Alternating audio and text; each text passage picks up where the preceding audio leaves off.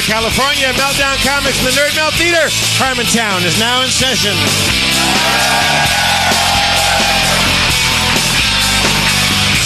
Spencer Crittenden. Spencer. Gambling across the stage. And the mayor of Harmontown, Dan Harmon. Well, thank you. Thank you. Oh, shit. Yeah. Flips and shits. It's my shirt. Dan, do you know that tomorrow would be our 4th anniversary of the first Harmontown? Yeah, it's the 4th anniversary, Dan.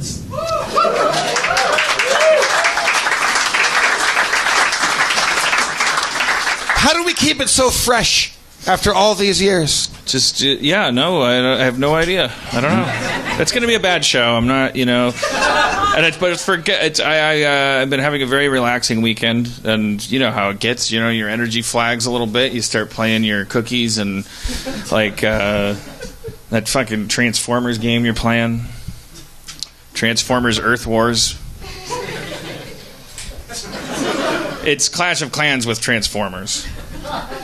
Jeff's playing it. You don't have to play it, Dan. Are you also playing Clash of Clans, or are you? I think I'm starting to trail off on the Clash of Clans because now I get to be an Optimus Prime or a Bumblebee. I wanted to tell you guys, all I can really share with you is the result of a good 7 hours of forensic file viewing today. I can tell you that pubic hairs travel or migrate. I wrote that down. I thought it was so funny. From room to room, I noticed that they reused. Wait, by their own volition, or do they have to hitch a ride on something? Well, that's why I think they use the phrase travel or migrate, because they said either travel or migrate the first time by itself, and then they're like, people are going to think they're like alive like worms. So they. But I saw the episode where they really walked you through finding out that pubic hairs travel or migrate to different rooms.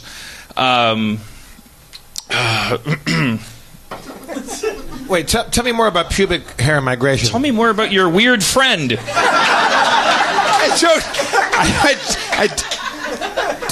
You saw him too? A fellow, what is your name, good sir? Luke. Thank you, brother. He just spirited me up a little airport bottle of Fernet Branca, to which I say hooray and hurrah, which I will now drink on podcast form.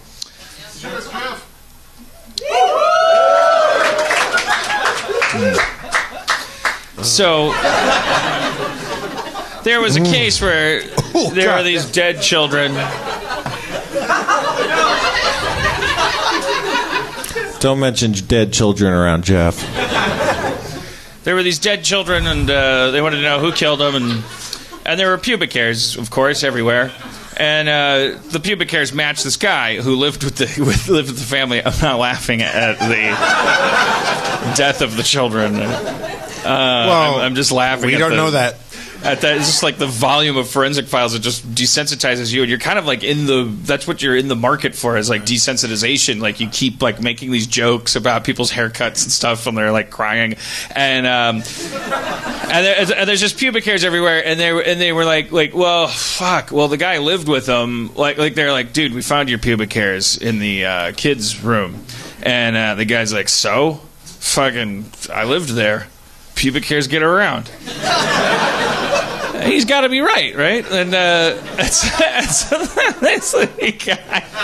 this forensics guy is like, he's doing his interview, and he goes, so we had to come up with a new science, and so I went home and I vacuumed my whole house really well. I tell you, the house has never been cleaner. And he stopped. It was like that. Right, that's that guy's one moment of joy that whole year. And then he vacuumed his whole house. he vacuumed at regular times and counted the pubic hairs. Like, he had to figure out how. Can you imagine being that guy's daughters? Like, what are you doing, Dad? It's like, or what, the guy is like in the middle of a science that needs to be like it's got peer review and stuff. So he's like at home and he's like, this could help bring a murderer to justice. And it's like, I need to make sure that I don't, while eating breakfast or watching television or anything, I never engage in any activities that go beyond the average amount of pubic hair affectation. I don't want to have a crazy like dance party and like take off my pants and shake my pelvis around, because what if they find that out and like that, and then they're like, because he had to find out how far does the average pubic hair go, and it turns out pubic hairs travel or migrate primarily on sock surfaces. Oh, right, yeah. You step on a pubic hair, you're moving, you're smuggling pubes at that point. But more than the hairs off your head or hairs off your arm, or is this all hair? No, not more than hairs off your head. Yeah. No, just enough that there's some pubic hairs. If you have a kid, there's some of your pubic hairs are in your kid's bedroom, but not so many. And then they started getting into the minutia of like, yeah, but these were fresh, moist pubic hairs. But those stick to socks more than any other kind. And then the forensics guy was talking about how the pubic hairs he was finding in his kid's bedroom were dry and had been bitten by mite larvae. But the world this guy lives in, the world his children live in. But this pubic hair was holding a picture of today's New York Times. Yeah. Was he acquitted? Did this guy get off? Or did the guy that works for the forensics? I think that he went to jail after the whole thing was over. His kids filed charges. I don't care. I was trying to save a life. No, everyone's dead. You're just trying to be the best pubic hair detector, and you need to stop. It's like a beautiful mind, I think. That's hard work being the world's best pubic hair detective.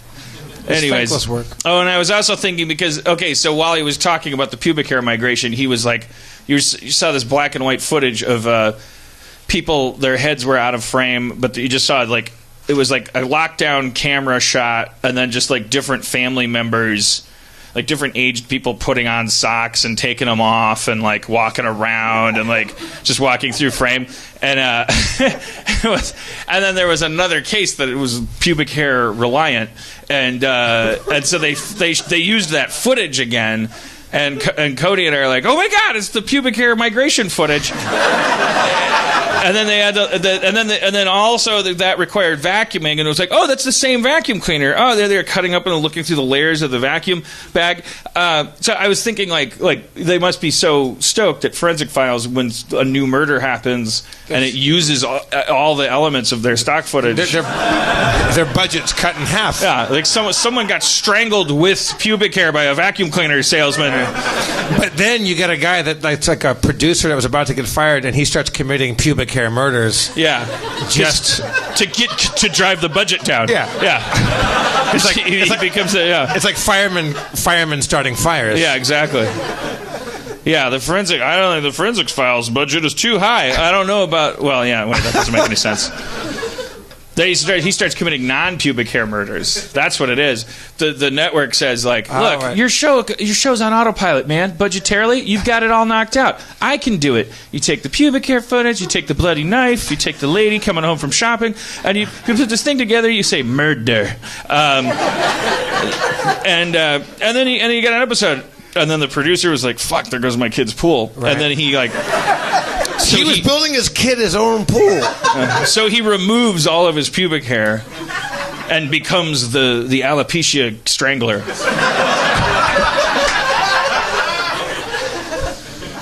And then there's an episode about it, and he's like, "Yeah, it's like a cool movie about that guy's double life." And you're on his side because it's like a black comedy, like a dark, anti kind of thing. Right. How do you catch the alopecia strangler? What's that forensic files like? Well, he slips up, I don't know. He gets caught by his own people. Nobody on those shows, by the way, they never get caught by the cops. It's always a phone call, a tip. The drinking game with forensic files, the big one is like, and then police received a call that they've been waiting for. Then police received a tip that changed everything. A guy just told me he is the alopecia strangler. It's always like a guy in prison that's like, hey, this guy I'm in prison with murdered like 90 people before you caught him jaywalking. And then they let the 3 people they put in prison for the crime go at the end, and they're all old and gray, and they fall down as they were leaving the prison from the weight of the $8 they got from the state. Dan, if you ever there was like a crazy one where I kept rewinding it because I was like, wait, are they trying to? This episode of Forensic Files is trying to get away with murder because there was a woman in it who went to police and said, I think I know, like, I work at a massage parlor and a lot of these guys get pretty chatty, like they and I think there's this guy, he's like saying some weird shit, like, I'd wear a wire for you if you wanted.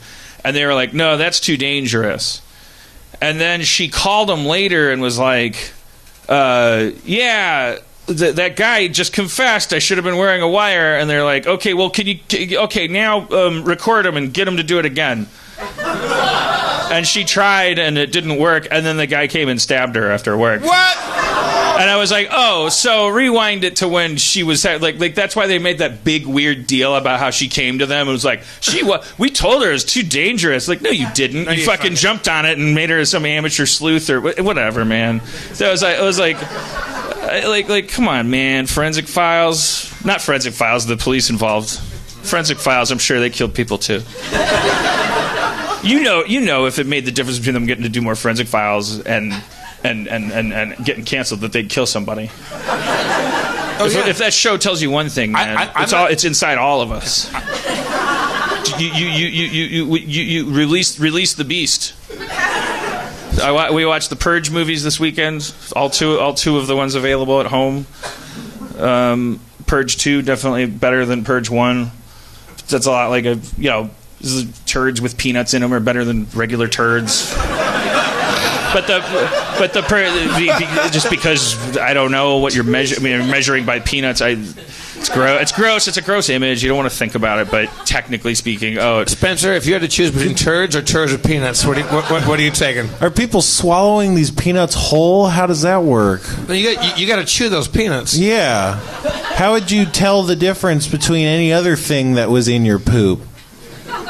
They would taste like peanuts. You wouldn't say it's like.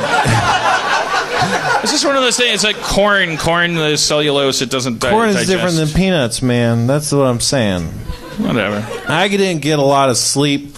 Let me tell you what happened when I was trying to go to sleep last night. Okay, great. I was going to go to sleep. I'm laying down in my bed. I'm relaxing. I got a fart. And I fart, and I just shit all over the place. Just so much shit. I'm like lightheaded and I'm getting dizzy from all the shit, and I can't move, and I'm just paralyzed. You shit so much you depleted the blood flow to your brain. Yeah, it was terrifying. And then I woke up. And it was sleep paralysis. And I was completely dry, but it was really terrifying because I thought I was literally shitting my brains out. Wait, and then I couldn't get back to sleep for hours. Wait, you had not shit yourself? No, I didn't even have to shit. It's just part of the confusion and the fear. As soon as you were able to move, you started for the bathroom, and then you're like, wait, what? Wait, it's all good. I guess I'll lay down in what I was convinced was my shit. Yeah, I really had to convince myself it wasn't shit. It was not, and it was not ideal from that point onward. Didn't get a lot of sleep. I had another dream where I was walking through dog shit too. I don't know. My butt's fine. What do you think all that shit-related dreams signifies? It's really weird. I've never had that before. It was a really weird situation in my life. Does anybody here know dream analysis? Well, There you go. Yeah. I ate a whole pizza. My body might have large, just been working medium, that small. out. What size It was pizza? a large Hawaiian pizza. You ate a whole large Hawaiian? Yeah, with Okay, that's pineapple. heroic. Yeah. Yeah, you deserve to dream about shitting yourself to death. That's the thing. My body was just terrified. I ate a lot of. I ate something that really had me going in the fart department, which I refuse to call the department because I don't want to get too used to this stuff. You know, I don't. But I was like really. I went to Cliff's Edge over on it doesn't matter where I went. It's a nice restaurant. They got a back patio. Sure. Had a nice. I haven't really seen Cody all week or like for a long time. They got a holiday weekend together, so went out in a back patio with one of LA's fine summer breeze restaurants and had some silly food like for artsy farts and something in one of them like must have, I don't know if I'm lactose intolerant, and there was like a milk fish or something, and but I was like farting so much, and I'm like with Cody I'm like I went through a whole like with McGathy, we kind of decided at the outset, we're like, let's not fart in front of each other. And I've kind of been doing that for a couple girlfriends, like you know, a zero fart policy. I got the idea from Sarah Silverman, who, like, her relationship with Jimmy Kimmel, which she was in when I was working with her. She said at one point, like, I don't fart like in front of Jimmy and vice versa. We don't do that. And I was like, really? What? Don't you think that's kind of dishonest and unnatural? She's like, is it dishonest to like not like fart all over the person you say you love? Like, it's like you're telling, what are you telling them with that expression? You know, that they're like your hillbilly brother, or like, you know, and then you're shocked if the sex goes away or whatever. And I was like, okay, that's a totally different perspective, and I've never even entertained it. And then I looked back at previous relationships, and I was like, God, yeah, man, you really get programmed by your kind of family's like class system, like or you know, like their aesthetic, you know, and there's a lot of stuff you don't even like second guess. And like, man, I really like, I would always like celebrate becoming intimate with a woman by like really starting to fart a lot, and like I kind of like started tapering it off and thinking like, yeah, why don't you just go in the other room if you got to fart so bad? Like, what's so funny about poopy farts? Like, stop it. So you and Cody are... But Cody kind of was like swinging back the other way, like because she was like, you know, just... But it's like, so it's like a pendulum, you know, like with McGathy, and I don't think... It wasn't like McGathy's demand. She just liked the idea, too. And like I think, you know, we just really never farted in front of each other. And, you know, Cody, I'm letting him rip. Like, a little bit. A little bit. Like I'm pushing the envelope. Wait, she kept. You're trying to blow her mind, like. Well, like, it's well, it's like I'll do name a key. F sharp. So I feel like splitting the difference is like you do one and then you like kind of you go like uh-oh. I was like, what was that? I think a mouse was moving a dresser. You know, it's back to the 50s kind of. Now, like, I think it's duck season. Have you done this long enough for this experiment to have proved itself out of whether that affects sex life, or? So far, I'm still creepy. Yeah, no, it hasn't really. I don't think it's changed anything. Right. But I'm going by laughter. Like if it's not gonna make her laugh, then I'm not gonna. I think that's the thing. Like, it's not about whether or not they don't throw anything at you. It should be if they stop laughing, then maybe wait until it's funny again. So I like a couple nights ago, I was like I'm always more awake than her, and so then I'd do one, and she'd go like, that sounded so sharp. And we'd talk about it for a little bit. Yeah, it was really sharp. And then like 10 minutes later, I'd do another one, and it's like, I was like, did you hear that? Yeah. All right. Yeah. So then you pull back. Then the next one you go in the basement. But is there a blue sky fart where you fart and it completely makes everything amazing? Well, I did one today that I swear. You've had today I did one and she was just sound asleep. Like I was like, I'm just doing it. It was like I was sitting up in bed playing some iPad game and was like building and then I kind of laid down for a bit and was like snuggling and then I was just like, I'm gonna see what's going on here. And I swear this is my actual estimate of the length. Maybe it won't sound identical, but this is my actual, not exaggerating, conservative estimates of the length of the duration.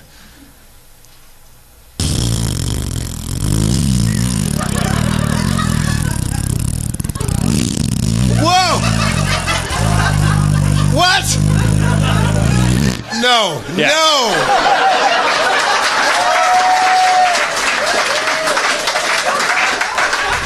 And then I just kind of hung there in silence. Dan, will you marry me? That's amazing. I went out and I touched her on the shoulder because I wanted to know. And she's like, what? And I was like, I love you. I love you too.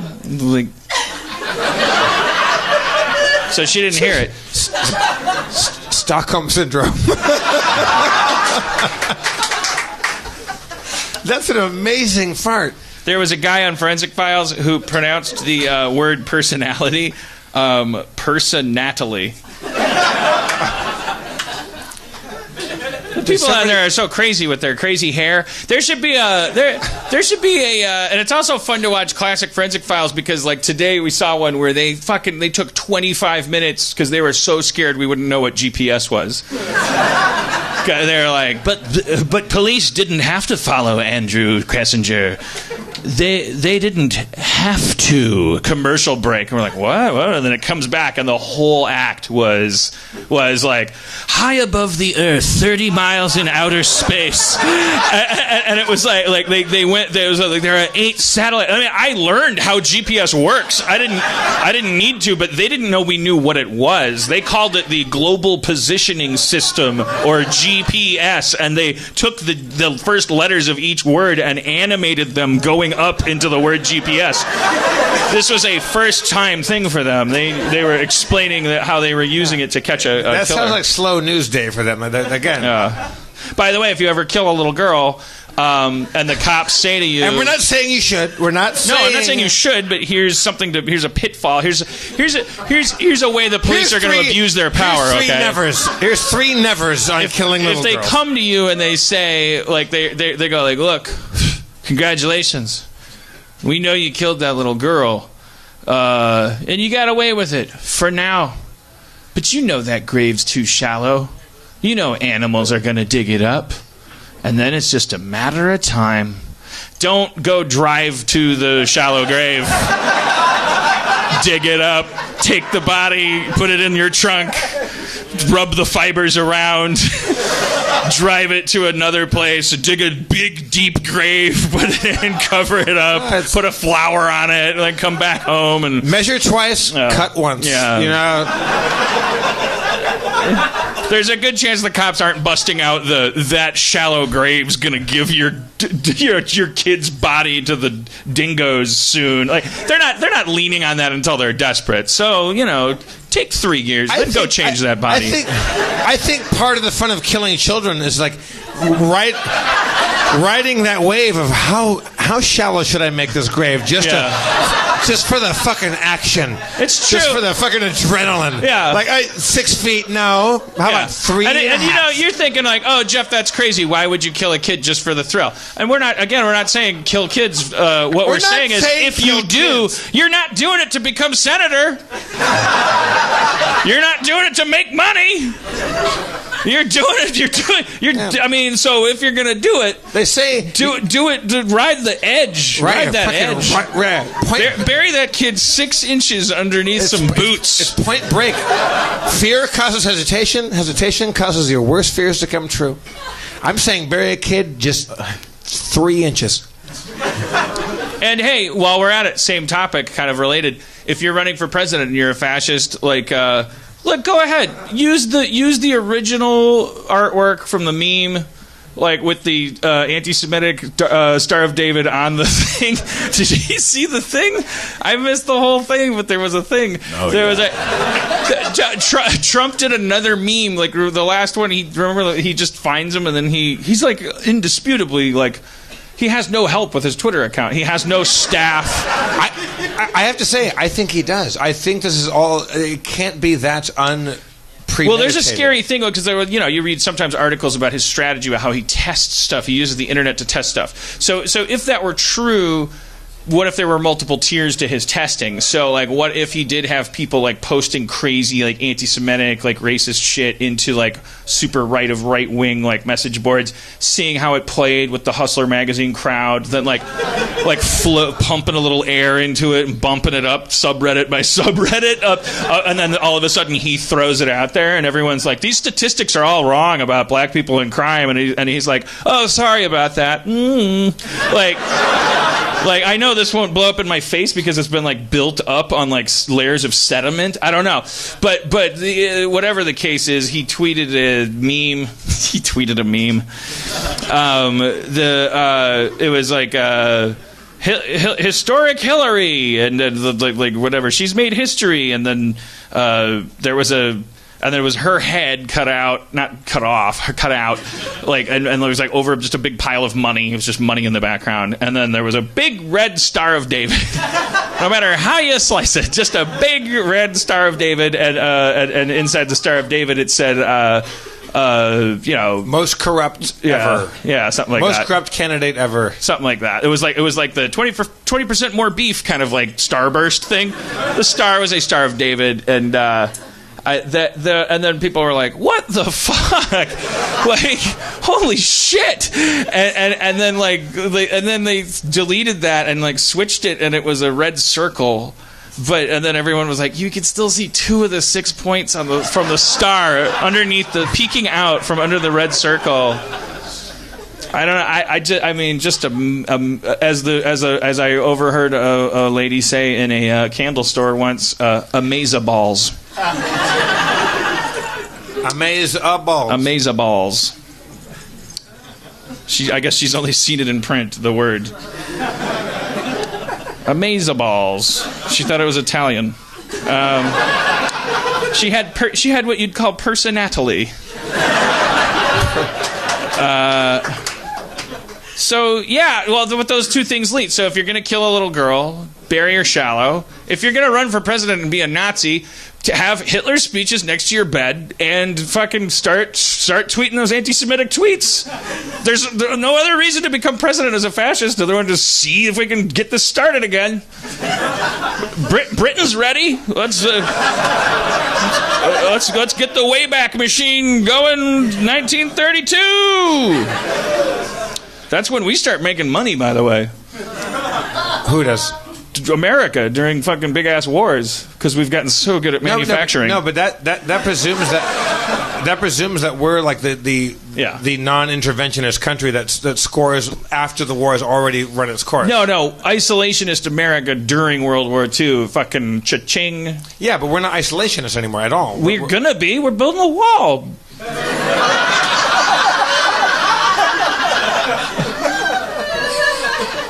We're currently at war with the rest of the universe right now. That's another way of saying isolationism, fighting a war on all fronts.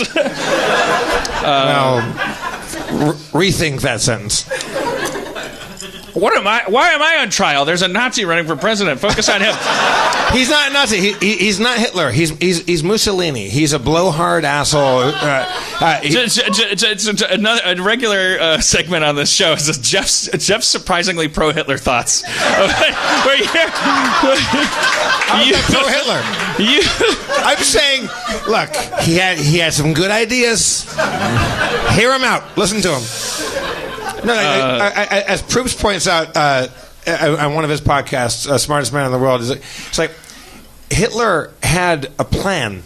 He wasn't just fucking winging it. Like Mussolini was more of kind of a winging it and just appealing to the lowest common denominator. Let's not praise Hitler just because Trump hasn't been elected yet.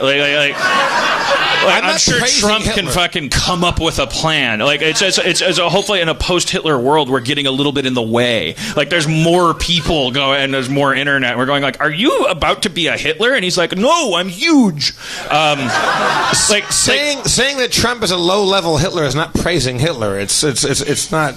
I'm saying, well, who cares who's praising Hitler or praising Trump or whatever? The important thing is that fascist dictators, they are. It's like when you put your bread out on a counter. Like, is the mold that grows on it a genius because it found the bread? It's like like opportunity breeds fascism. Like when countries are laid low, when the economy's fucked, when cultures start to shift so fast that there's a huge section of the population that's like kind of getting disoriented and starting to worry. Like they revert to this instinct for authoritarianism. And even in history class, it was like that's what we were learning. It was like economic depression, recession, all these things. It's a potting soil for dictators, in particular fascists who want to nationalize everything. And they want to they pick a scapegoat and they go like, what about these guys? How come they're making so much money? And or they're coming in and they're eating all our food stamps or whatever. You pick somebody and you go like, what if we all just think about people eating food stamps? It's like just because we're called food stamps doesn't mean they're actual food. No, it's just another reason to build a wall even higher, man. The important thing to know is that like when we have these conversations, we're like, you gotta hand it to him, or like, it's working. It's like it's working because of us. Like we need to like really make sure that we don't blow this story off after he loses the election and there's crazy like race gangs running out in the streets going like, I don't know, I got all amped up about this. I guess I don't care about politics no more. Bing bong. I'm still unemployed. We need to understand like it's us. Like it's like that guy with the orange guy with the hair. He's, as Spencer points out, has been running for president for 38 years. Like he's like in one form or another, he's always been saying, someone pay attention to me. And then that birther thing started happening. It's like it's an opportunistic infection. You have a gaping wound on your arm as a country, as we all are worldwide. Like the economy is like we're in vulnerable places, and so it's happening. This sentiment, it's like I don't want these people with the towels and these things with the browns and they're taking the jarbs and they're thinking the taxes and the things, and why can't we have more guns? And they want the wall around the thing and they put the wall underneath it. Why can't we can't do that? It's like it's starting. It's like those rumbles of like it's going to turn into it could turn into ugliness. Could turn into ugliness. But what was it? Wait. Here's the thing. This is the thing that terrified me when I was putting on my pants today. My dick is huge. I was thinking, like, and this is going to sound like a bit, but it's like, as far as the ratio between how much like a bit it sounds and how actually scary I think it is, it's like, I've never said anything with this high a ratio. I'm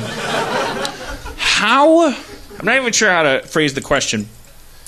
What percentage of like Hitler being able to come into power, like what percentage of it do you think might have been your average like kinda on the bubble, like constantly putting his foot in his mouth, straight white like Jim Belushi, Dan Harmon kind of like I'm always offended, like, because I just found myself thinking while I was putting on my pants, like heard something else that Trump said, or was thinking about that Star David thing, and I was like, the thought went through my head of like, well, it's good to know I'm not as racist as somebody.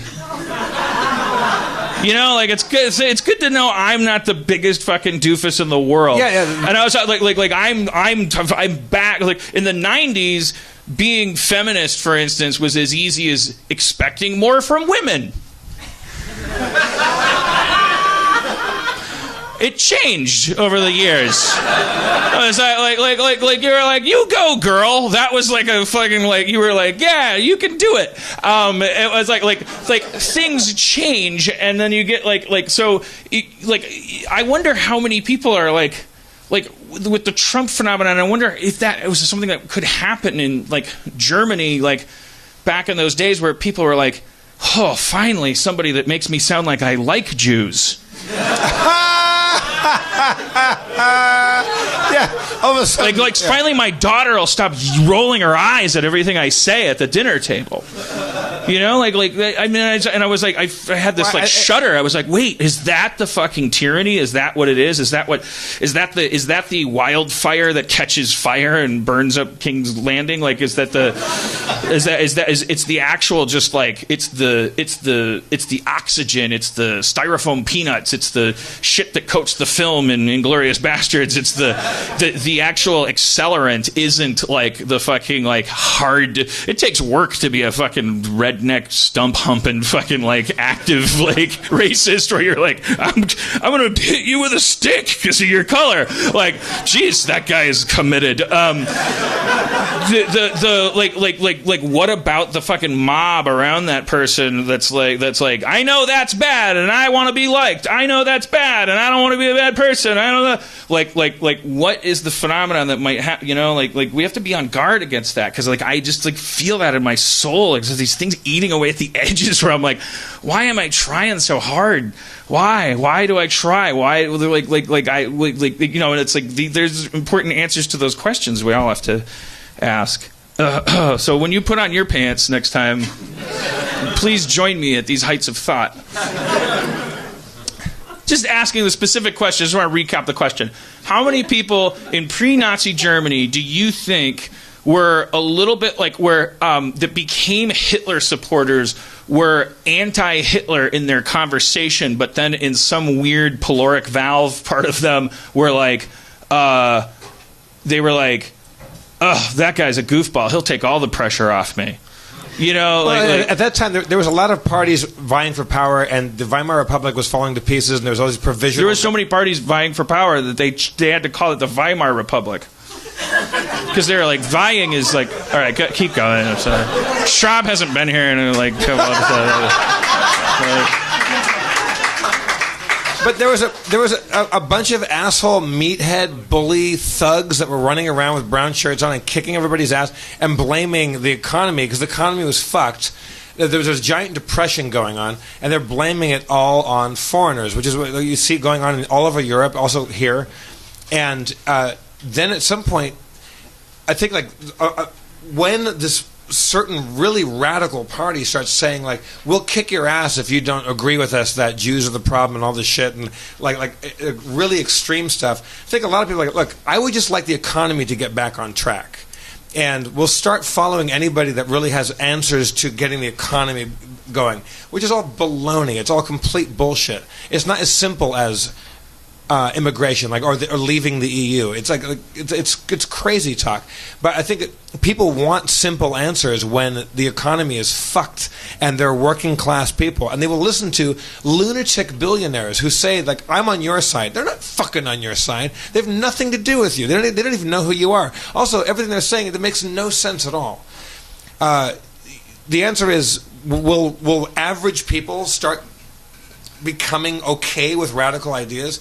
Yes, absolutely, they do. And what's happening all over the world right now in major democracies, including ours, and all over like France and England, like fascism, right-wing extremism, racism is on the rise. And there's swastikas all over. Absolutely, all over, and that's the places that are collapsing first. The banks are closing. Well, then there's a swastika like 5 feet from there. You know, like in Greece and stuff. Like the National Socialism is, The average person in Germany didn't hate Jews, but the average person was okay with like kind of going along with the flow, and also there was also Germany was a huge country full of different neighborhoods that believed in different things, followed different parties. Also, at some point, fear comes into it. The idea that speaking up for what you believe actually becomes illegal. And that's the scary thing, is that right now we're still we can still talk shit about Trump and talk shit about what like the direction things are going, and it can still be comedy. That might go away before too long.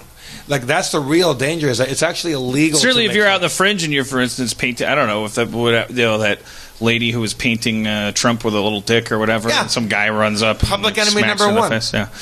I mean, it's like if you, so what's the takeaway? I think it's that in the coming years, I don't think that Trump is going to get elected, but I don't think that you should be that comfortable saying that. I think it's very, very likely. Jesus Christ. Because well, okay, put a pin in that. But people hate Hillary so much for whatever their reasons are, right or wrong. People despise her and will vote against somebody for whatever they believe about her. And they will also vote for this incredible quack. They will vote for him. Well, I think the easy thing to say, though, because is disregard what you think the results of the election might be, because in either case, like, what's clear from this process, like this fat orange manic bullet that shot or squirted out of a volcano, it represents like magma underneath, and it's not. Well, this is where my lack of a geology degree will probably break this metaphor down, but it doesn't mean oh look at that really scary volcano that we have to deal with. Oh, it seems to have gone dormant. Like that's why I really want people to understand it starts with hero worship. It's in politics. It starts with this idea that we're waiting for somebody to, lead us or say the right things, or how the president's office is like so important and valuable, and it changes so much, and that's why we need the right person in that office. So if we could do and that really noble thought ends somewhere with like somehow you're making a pact with the devil where you're like, well, I'm not worth anything and I can't do anything and all this stuff. And then we're in this really dangerous time where we finally, for the first time, we've gotten this voice, like this first generation, to be raised in front of a keyboard with a blinking cursor in front of it. They've mastered the hashtag and the linguistic acrobatics that represent not getting all fucking bent out of shape when a girl says she just wants to be friends. Like they're advancing the species by leaps and bounds because they're able to interface with machines and psychologically keep a lid on shit. However, the scary thing about that is that now we're all just we're talking and we're talking and we're talking about what's right and what's wrong. And I hope we don't tailspin into oh man, did you see that racist TV show last night? Yeah, that was so racist. Did you hashtag it? Yeah, I did. While this shit continues to happen, it's push may come to shove at a certain point, and it may not be the people that are saying the most eloquent, most progressive sounding things that are the people who, at the bottom line of it all, are just people who want the power to leave the hands of the few and go into the hands of the many. You may have to fight fucking fascism with anarchy. I don't know what else you fight it with. I put water on a fire myself. And the fact that anarchy to us means explosions and chaos is part of a 70-year indoctrination that started with let's make that word mean terrorism. It doesn't. It means no hierarchy. It means nobody has a right to tell you what to do. We may have to. It's always scary, the spattering of applause, because it means that what I hear is the silence between each. It was Harmon said something really specific last night. Got that weird Chinese checkers applause. Yeah, but guys with bowler hats going, "Heard you loud and clear, blokey matey, milky welly well." Our low level anarchism, the idea that we hate being told what to do, that the absence of rule doesn't mean chaos. It shouldn't. No, it doesn't. That. Anarchy doesn't mean no. It does not mean stirring shit up. It doesn't. It doesn't have to. Anarchy means you don't think you have a right to tell other people what to do. You don't really respect their right to tell you what to do. You don't really see that as you may see that as a way to put out a fire, or get health insurance, or get shit done, keep people from getting hurt in a crowd situation, but it's not an inherent need. You don't believe that people are these animals that, left to their own devices, are going to start running around and doing fucked up shit unless there's an elite class that pays themselves to do nothing but think about how we should be mitigated. You just think that shit works the way it works, and the idea that right now, whether you like Hillary or you hate Trump or like Trump or hate Hillary, whatever the fuck you think, or if you're a Bernie supporter and you're all disappointed about that, the idea that one human being is going to come along and make everything okay is crazy. It's really adolescent and really dumb. The idea that we need leadership from one person holding one office that used to be a shit fucking gig, a low-paid crap clerical gig in our constitutional government. It's really crazy. But right now, wouldn't we be really happy if anybody came along that could put a thoughtful sentence together and not irritate us?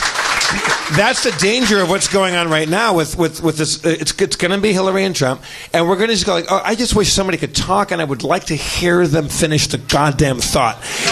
And that's horrifying. We shouldn't care about one person's fucking ideas.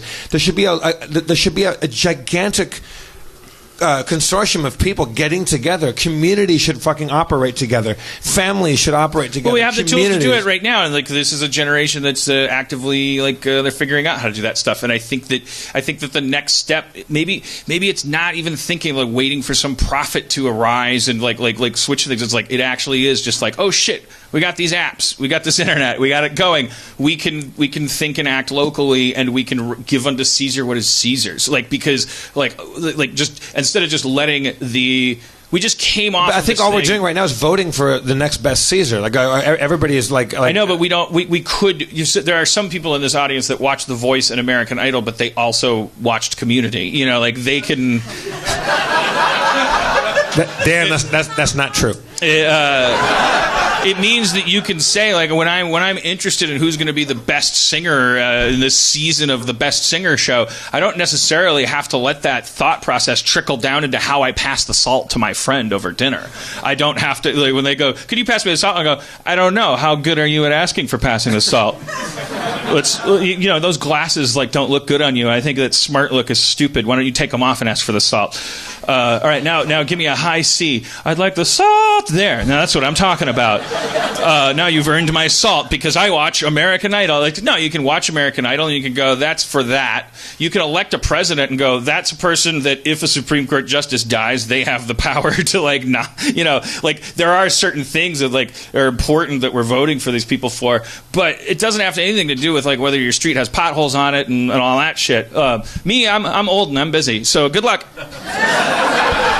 But I do think, it's like what if we did enter an age when we were just voting for the least offensive person? What if that was their job? And they didn't, and then what if you built from the ground up, you built this sort of there was a word for it, and there was a phrase for it, and it was anarchy because it didn't have leadership, because it didn't need it, because it did take advantage of technology faster than these people at the top could, and so that they found themselves in the most powerful position in the world, but it was in charge of a fucking slab of marble that couldn't be cracked, couldn't be lifted, and couldn't be moved. That they're like, I'm on top of it, kind of lonely up here, and windy. I get to jump off in 4 years or stay on for another 4. And the people that don't fuck up get to stay up there, and we're down here going we figured it out.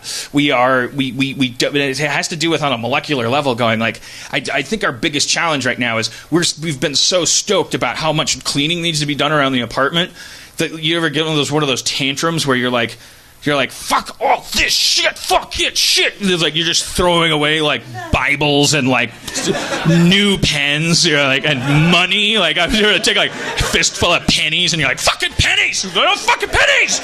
When you're cleaning your office or whatever, and you're it's fucking it's just it brings this rage out in you that is against clutter, and you're I want to simplify my life. I think we've hit the peak of that with the whole woke kind of thing, where we're calling out racism, we're calling out negative thought, we're exposing we're what the fuck has this person ever done for me? Another person that turns out to hate women, no big surprise. And it's and everything has to go in the garbage right now because we're cleaning out our space.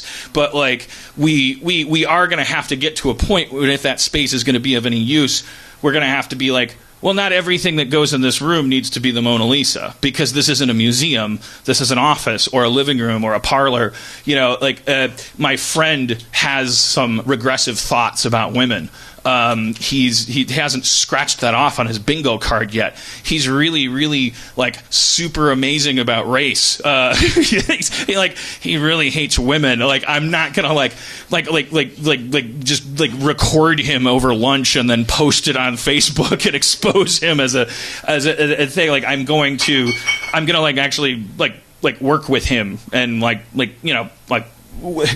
kind of polish him like a stone, with my water, I'm gonna and strangers that I find out are regressive, are ignorant, and because they haven't talked to as many people that look like me yet, I'm going to I'm gonna do something really difficult, which is like I'm just gonna like have this be this billboard for people that this person has never talked to, and I'm gonna make every experience a positive one, or I'm just I don't know what the fucking definition is, but it's like it's way harder than finger pointing and shaming and chanting and pushing down another pillar and watching another thing that was resting on it collapse. Like, I think that we've got a good 6 months left of that before it gets like.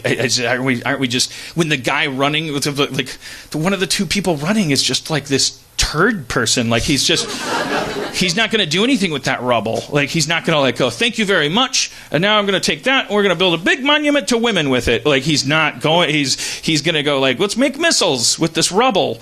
It's going to be up to us, like how we interior decorate the nation. Yeah, we should do it. We'll do it on the moon. Maybe Elon Musk will, like, after his cars kill people, maybe we can like merge with him and he'll like give us a. Right before you said just do it on the moon. The original like joke premise of this podcast was like let's find like-minded people and colonize another place and make things okay. Like, we're gonna have to like start like making colonies of like-minded people here and actually let that become revolutionary. You know where we're gonna start doing it, Jeff? Where we pick the people that get to help us at the Comic-Con Harmontown show. Oh shit. Wait, are you talking about the one July 22nd? At the what theater? At the Balboa Theater? At the Balboa Theater? The one who apparently our ticket sales are so shit that we have to shoehorn this into our own show? Apparently the show that's got showrunners so worried that they're calling Steve Levy and saying, you guys got to sell tickets or we're going to have to nix this whole thing. Not me, showrunner. Not showrun, like the ones that run the shows having. What do they call them? Stage peoples. Right? Stage peoples. Stage peoples? Stage peoples. Oh, yeah. Big time. You know what else happens? Wait, how many seats is the Balboa Theater, Steve Levy? So many. 1,000? Oh, we can do 1,000 on our fucking heads. I mean, we don't even have to, but we aren't even doing not even 1,000. How much? What's the ticket price at the Balboa Theater? $24. Okay, fuck it, don't go. That's too much. That's a lot of money. That's their problem. It should be fucking. I would say 12 tops. I would say your $10 here is a little unfair. I think you're getting ripped off a little bit, to the tune of $2 to $4. I would call this a $8 to $6. Also, at Comic-Con, you're going to be shaking his head. $24. You have to be in San Diego, which is you should have to get $24 back just for entering San Diego. That is true. It sucks. It's a terrible city. We're smart people. We can figure this out. Have you tried Mexican food in San Diego? You think it would be great. It's right by it. It's right by Mexico. Yeah. And you'd be fucked if you can get a fucking proper taco without leaving you have to get out of San Diego to get Mexican food. You'd be fucked. Huh? If you try to get a taco. Yeah. You're going to the wrong places. Look. Yes, it's all bad. I know the San Diego people here will meet after the show. You tell me where to go get tacos, and I will tell you that it's not in San Diego. You're just outside of town. You have to get out. You have to go. It's not a walk from Comic-Con. You have to get into a car to get fucking food there. Let's find out. Let's ask ourselves. I'm saying don't go to Comic-Con. Don't go to the Balboa Theater on July 22nd. I don't think you have the guts to prove me wrong. I guess there's that. I've been to your shitty town. I'd say, let's figure out if this is a $10 show. Every guy has a wallet chain. Well, we'll give out free prizes at the Comic-Con. If you're walking into an establishment and the bouncer has a wallet chain on, you're in a terrible place. Let's figure out if this barbed wire tattoos. Nope. If this is a $10 show, no. Then we just need to figure out what a $12 show is, which is as easy as raising this one 20% in terms of quality, and then doubling that for San Diego. Right. That's all I wanted to say. 5 hours. What's that? We go for 5 hours. I don't think that increases the value of our show. I will have no respect for anybody that pays to see our show in San Diego. I will be mad at everybody that comes there and has put down $24 at the Balboa Theater on July 22nd. And not just because Dan and I are going to do an all-nude review to start the show. I'm saying that's not a reason to go see it. And we'd also be really mad if you made a website using Squarespace. Even though they use an intuitive design that works across all platforms. Also, maybe you live in LA, all you people here. Maybe driving down to San Diego, don't listen to audible.com. I don't care how reasonable the prices are to listen to your favorite novels online. Or even if you get a free book with sign up. Yeah, I know. And I don't care if you're wearing MyUndies, the softest underwear. Well, who needs books anyway? When you know, it's like all you people out there with your stupid Warby Parker glasses, which we also don't want you to get. And when you get them, don't use them to look at fullscreen.com's content. Even though it only costs as much as a cup of coffee. A cup of coffee. A cup of giant coffee a month. Yeah. For a month. But I think the reverse thing has to work. But I think you have to say to them, like, don't come, or if you do, I'll kiss you to death. Will it be on CISO? Nah. The Comic-Con show? No, it won't. You won't be able to see it. You know what we should do? What? We should not record it. Oh, shit. Master Blaster, run, Buttertown! No more pig shit! Fuel! Are you threatening our audience? That's right. Drive to San Diego and give us $24. I want everyone to prove me. Someone take me to get to the best taco place in San Diego so I can not be mad at San Diego. Tacos El Gordo. Tacos El Gordo. Tacos what? El Gordo. Eduardo. El Gordo. El Duardo. El Guardo. I'll tell you after the show. El Guardo. El Gordo. Gordo. Fat. Gordo. Oh. Gordo. El Fat. Gordo. Yeah. Fatty tacos. Something like that. All right. Who's like who's a huge me. Who's a huge Harmontown fan and like maybe I don't know. Well, I was gonna say has like a degree in marketing, but maybe in your own head you do. Like you think you know. Like you're sitting here, a young lady raised her hand there. Like would you like to come up and just? No, you don't want to. Yeah. Okay. Wait, we'll keep him in mind. We'll put him on deck. She's charging the stage. I love it. Yeah. What's your name? Savannah. Savannah, have a seat. Grab a mic. I think they're. Oh, here. Here, you Get use her a this. mic. Oh, okay. All right. Okay. I switched mics for those of you in the control booth. If you like Savannah, you can pull up. Oh no, the you can. stand. Sit and here. Let's get rid of this. You piece of shit. You piece of shit. Why is that there?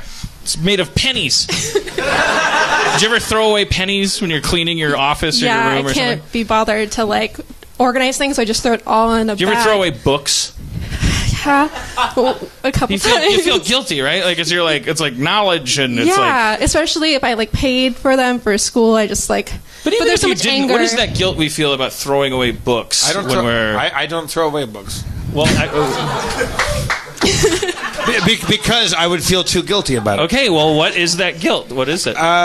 Somebody put a lot of effort into a book. I think I couldn't. Like even if I hate the book, We don't treat it as the physical thing that it is. We treat it as the ideas it represents. Like, when you work in books, you're like, this is fucking garbage, and you're ripping covers off shit. It's like a really weird, harrowing experience. I'd assume it's a lot like working in the meat industry, you know? Where soon enough you're just banging calves against walls and shit. Yeah, look it up. It could even be a subjective guilt that's like the equivalent of throwing away a barbell. You're like, that you've never used. Like, you're like, oh, am I really committing to that? Yep, I'm throwing away the barbell. And also the garbage man's going to be like, Jesus Christ. Fuck. He's all ripped. It's 9/11. it's 9/11.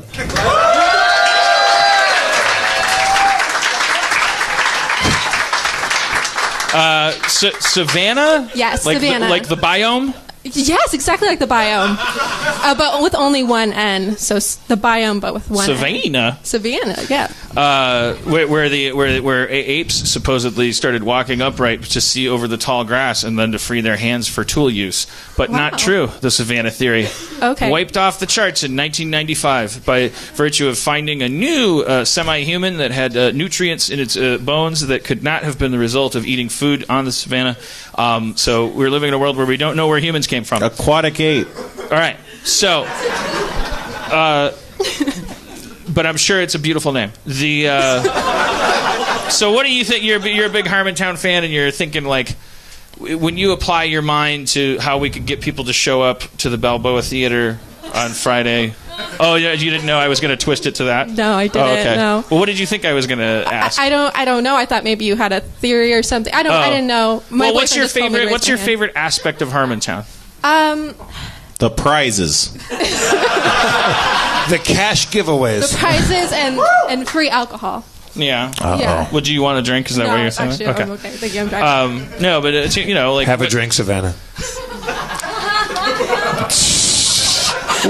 What's a thing? Put it this way. So say I'm like a businessman that like bought Harmontown, and I'm like, I want to make Harmontown. I'm gonna give it to people. I'm gonna do something like, I won't get specific, but like you've been called in as like a Harmontown expert. Like all the other Harmontown listeners have been wiped out in some like pretzel factory explosion or like during like dollar tours because. They're frugal, they're practical, they love sodium. My demographic, this is stuff. Look, polls don't lie. You guys love pretzels. So they're all wiped out, and you're kind of like you're sort of like the person who's in charge of like representing the demographic that listens to the show. And so some like suit is like hauling you in and going like so what's the deal with it? Why don't I just get rid of it? And what parts of it do I preserve? What's the point? And like what kind of things would you? Well, I'm sorry to all the other Harmontown fans who are gone, but I think they would probably, if they were still there, would like maybe some of Jane's alcohol merchandise for Harmontown. Maybe I'll give that bring away. some. I have some at my Okay. house. We could bring it to give away to the If fans. you give it away in Okay. like bottles, like maybe. Well, the problem is little- that's highly illegal for like various federal reasons. So figure that out. Yes, yeah. Yeah. He's not allowed to license his own booze. Okay. And maybe more free T-shirts. More free T-shirts. T-shirts. Oh, I think we We have a got shit ton of those. T-shirts. Yeah. We can just, An Instagram contest, maybe, if you want to get the young people. Instagram Or contest. Snapchat contest. How does that work? How does it? Well, you just give them a time limit to submit things on whatever platform you're going to use. For Snapchat, if you create like a filter for your show, it's $5 for just the evening, for just the area that you're doing it in. What? And yeah, $5. I'm gonna do that tonight. 8,000 square feet. Just a big old dick. But I didn't quite. It's I don't like, quite you're in understand. Larchmont, bitch. Yeah. Hashtag Spencer Dick. No, just Larchmont. I actually don't understand. Can you? Because I want to understand. So do you use Snapchat? I have. Yes, okay. So on Snapchat, there are the filters you can use that companies can create. You can also create them for communities if you're not making any money off of it. And those are free if you get them approved and they meet the community guidelines, which I'm not sure if you're... No, it will. It's great. I know a guy You're at saying Snapchat. we could do like an exclusive Harmontown Yeah. Snapchat thing that puts a dick on your head or whatever. Exactly. Right. So you would create the filter. It's really easy to do. I've done Oh, and it for a only lot of works events. in that geo-fenced you do area. a geofence, and for 20,000 square feet, you can do for like $5 for the day. You can do it. And how does that also apply? Sorry, I don't mean to cut you off. You're a That's fountain of fine. information. I'm like putting my thumb over you. But I also is there something similar to do that with Instagram? Like For Instagram, it would be different. You wouldn't necessarily do a filter, though. Someone could take it with their Snapchat, take it with a filter, and then upload that to Instagram. Because now Instagram doesn't have a limit. You don't just have to do square photos. You can do the all right. vertical ones, and then they could throw that on there. So you could do it either way. I would say do it separately. It's a little too much work. You want something really quick. So you would have them send it to you, like create like a Harmontown Snapchat account, and then everyone would take photos and then send it on their story, but also send it to the Snapchat account for Harmontown, and you pick the favorite one. You could broadcast them on the screen. You could do a lot of different things with it. Maybe we could use one of those hashtags. You could use a hashtag. All right, so how can I pervert this into a way to... Because the only thing I need help with is getting people into the Balboa Theater on the 22nd. I'm saying don't come. That's what we'll put on the Snapchat filter. Anyone in the area will know. Well, you could do it so they would only be able to use the filter if they were in that area, and then you'd have to take a photo with the filter, or they'd have to tag themselves there. They have to take a picture maybe with someone, something that shows that they were at the event, right. Or they just have to promote it themselves. So maybe you're they're saying not going, so but people they're saying go. So people who this is the age-old thing of anyone who comes to this thing is eligible maybe for a thing that's to do at the top there. Of that is a big deal. I'm gonna restaurants do that. Like The Habit, when they open something new, they'll do that where you have to go and you take a photo with their Snapchat filter, and then they give you free swag with The Habit on it, which is not maybe some people are really into The Habit, so you want a Habit hat. But for other people who want Harmontown swag, they could take a photo, and then if there's evidence they did that, then they could get something free when they check in with their ticket at the door. What if you and a friend... But I want this to be contingent on all 1,000 seats filled. We could give them free Habit hats. The prize is whatever the contest is. The prize is that then you and a friend, because we want it to be just technically an abduction. They come home with me and my friends on the party bus that I booked to go back, and then they come and they live in my house and they just come to work with me. But it's the fine print is you're getting up at 7 a.m. sometimes, and my dogs are gonna Harvey will roll over and do a submissive pee on you. I don't make breakfast. You'll be drinking Soylent. You don't keep food in the house really. But you can stay in I have a guest room, and then you could then you can just come. You just come if I could put you in a backpack, I would but you just or handcuff you to me, and you would just I would just write Rick and Morty, and you'd be there, and that would be thrilling for some people. Yeah, I'm sure. Yeah. Even the chance at it might make 1,000 people show up. Yeah. But maybe that's the contingency. Is 1,000 people didn't show up, so the top prize is a T-shirt. That sounds great. All right, we'll figure something like that out. It sounds that's what because I'm I don't do stuff when I go home at night, sit on a bowl of ice cream or look at I don't have a shoebox of Polaroids or anything. So that's a resource I have where I could just have a person. This isn't an invitation to stalk me, but I'm just saying my life is compatible with just a person walking around. That's what Spencer and Steve Levy are. They just, they we all cohabitate. Yeah, we're just a family. So maybe awesome. Maybe that's a luxurious package. I think that's what we did for the AIDS thing. Oh yeah, for Rick and Morty. They're gonna come out. And... Sorry, Jeff did a thing. It was great. I don't know what you're talking about. All right, Rick and Morty did an AIDS thing. Yeah, where you could the more you donate, you were eligible for a thing where you do a voice on Rick and Morty, and then I think you hang out, but not. Yeah, maybe it'll be. We still gotta do that, right? Right? Yeah. Yeah. You can't. Well, Dan, you were talking about earlier about hanging out in Comic-Con's kind of a bummer. It's it would be fun to have a little party space. What if we had a little our own little? Oh, well, we'll be hanging out at the Geek and Sundry Lounge. Is that right? Yeah, just go there. It'll be fine. What are they gonna do? All right, Savannah, you want to see what this other guy has to say, maybe? Yeah, sure. All right, you're not afraid of a little competition. Why don't you come up, sir? You know who you are.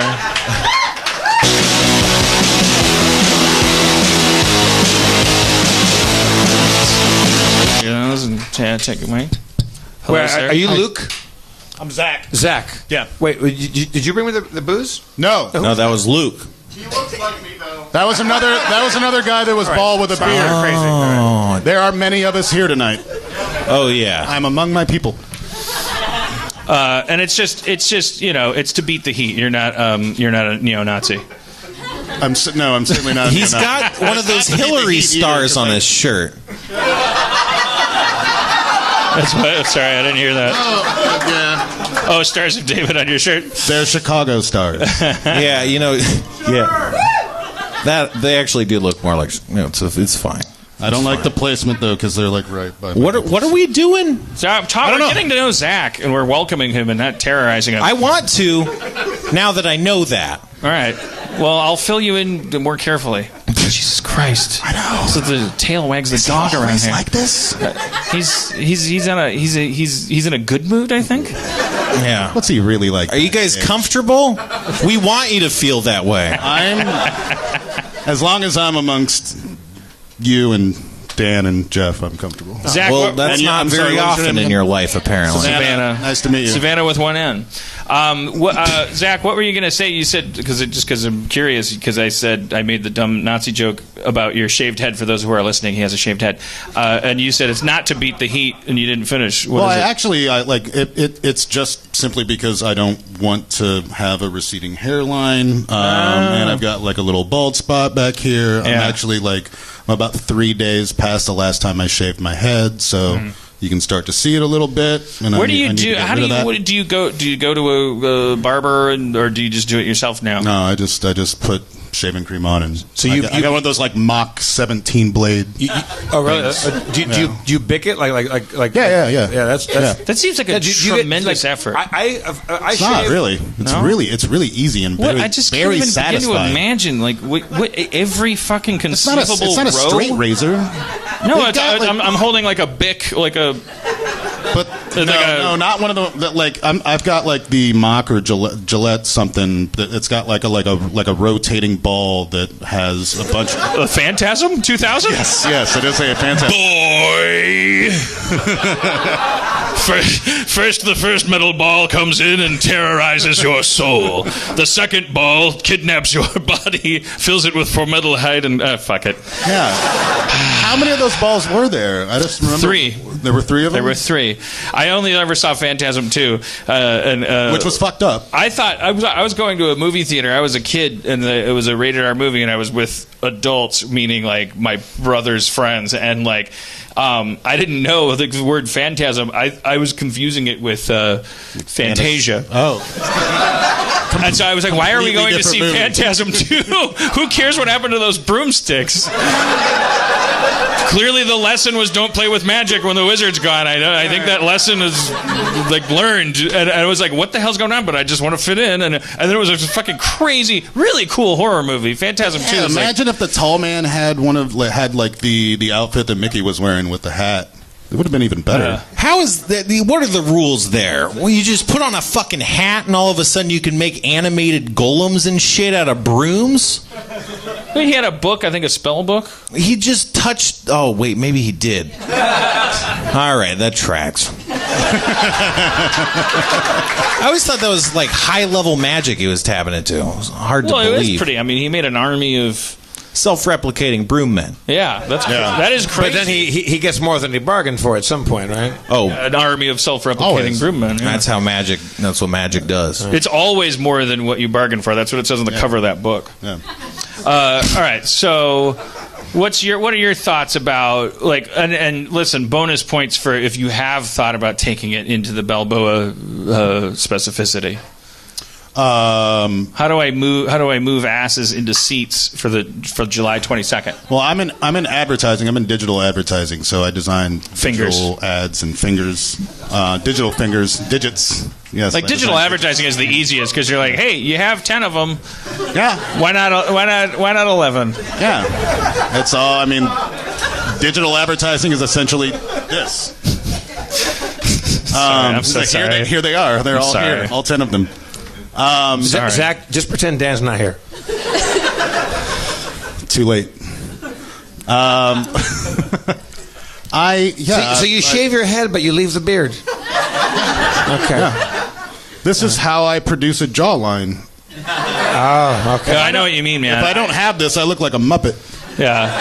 What does that term neckbeard mean? You know, I always get so scared because it's when there's no defining line underneath. But that's good.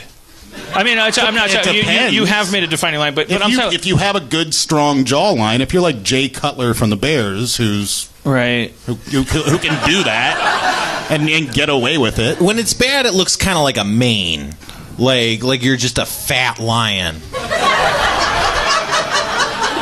Like it's not a beard on your chin. It's like this hairy ring around your neck. Yeah, that's like the failure of the neck beard, I think.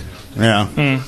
So Zach, exactly. when you're doing the beard, is that all razor? Or are you doing electric around that? How do you? Oh no, this is laser precise. This is with a Bic too. Really? So you just I actually have two razors that I use. I use the bald Gillette 17 blade thing for this. I use the Bic for this. Am I wrong in saying, Zach, that you also go on top of the mustache? Yes, I've had a beard since I was about 3 years old. Whoa! So I've been able to perfect the. Grooming of then let me ask you grow this. A nice mustache or a beard. I have very splotchy, patchy Johnny Depp used car salesman. Well, you have a very beautiful face. You don't need to have... I mean, facial hair, I think, is for people that are kind of ashamed of their face. Like I am. But you're a very handsome guy, Zach. I've got a great beard. Are you saying if you you have great hair? Are you saying if we saw you without that beard that we would go like, oh my god? Yeah, I wouldn't be up Have you here ever right seen? Don't you get a little mad when you see so? Well, like Daniel Gillies last week, he had a beard. Like when handsome guys have beards, like it is kind of like it pisses you off. Because it's the whole. It's like you can tell that it's like yeah, it is weird. It's like it almost looks like they're in disguise. It's the whole like lumberjack, lumbersexual thing that goes on. Lumbersexual. Yeah. I kind of have to. I'm into mannequins. I'm kind of a lumbersexual. Do you guys think just the leg though, right? I got this haircut because I was on Larry King Now. Larry King Now. It's like TV Guide magazine. I got a haircut because I was going to be on webisodes of what used to be TV, and I thought it was a great haircut. And then Cody was laughing because she said that in the back he made me look like a Lego.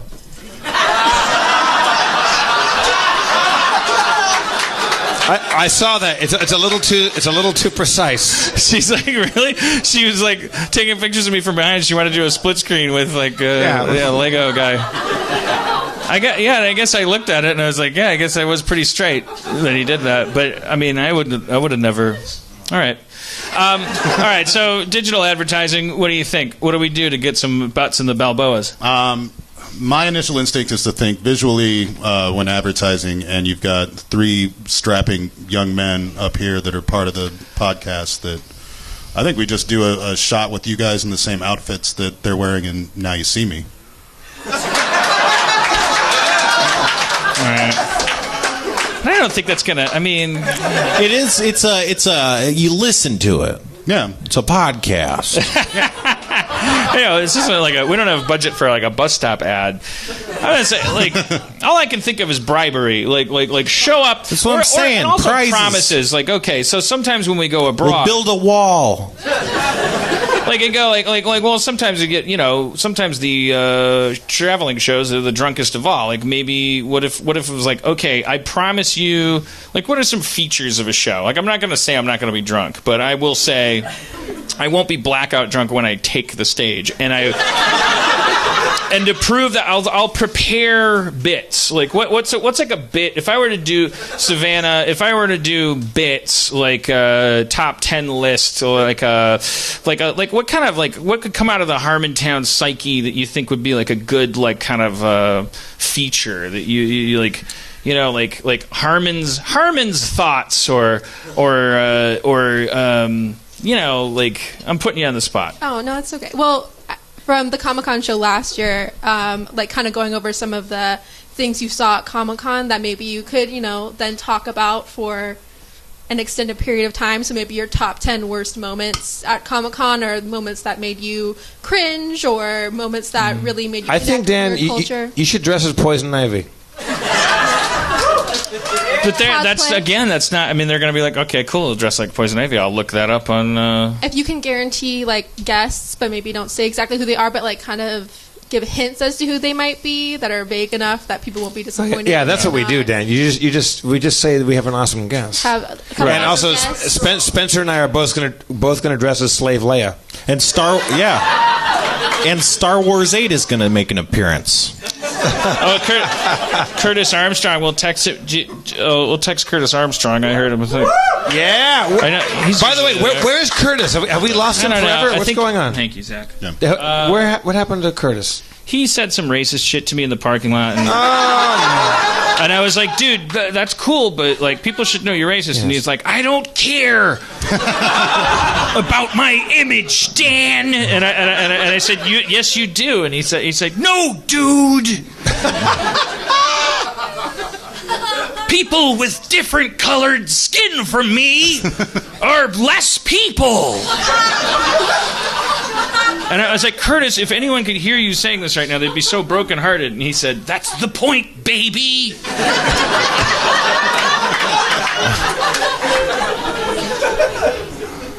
That guy and Christopher Walken sound the exact same. The exact same. Well, wait, Curtis Armstrong. I think I only have... Zach, do you have any impressions?